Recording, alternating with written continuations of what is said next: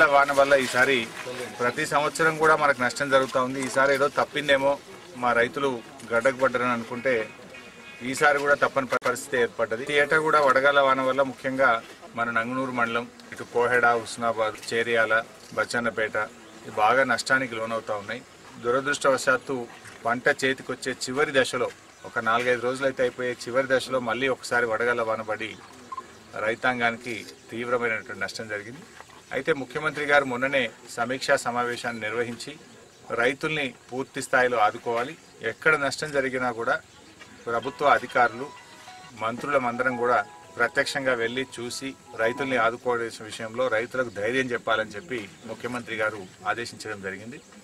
33% కంటే ఎక్కువ పంట నష్టం జరిగితే రైతులకు ఇన్పుట్ సబ్సిడీ ఇవ్వడం జరుగుతుంది. వరి పంట నష్టపోయినటువంటి రైతాంగానికి ఎకరానికి 5,400 రూపాయల చొప్పున, మామిడి తోటలు నష్టపోయినటువంటి రైతాంగానికి ఎకరానికి 6,800 రూపాయల చొప్పున నష్టపరిహారం చెల్లించడం జరుగుతుంది. ఇస్తున్నట్టే పక్క రాష్ట్రం మమ్మల్ని చూసి ఇస్తున్నారు. ఇప్పుడు 40 పిఆర్సీ ఇచ్చిండ్రు గవర్నమెంట్ ఎంప్లాయీస్కి, మాకు ఇస్తే వాళ్ళు ఆడ గట్టిగా పట్టిండ్రు. పక్క రాష్ట్రం ఇచ్చింది మీరు ఎందుకు ఇయ్యారంటే సచ్చినట్టు ఇవ్వాల్సి వచ్చింది చంద్రబాబుకు.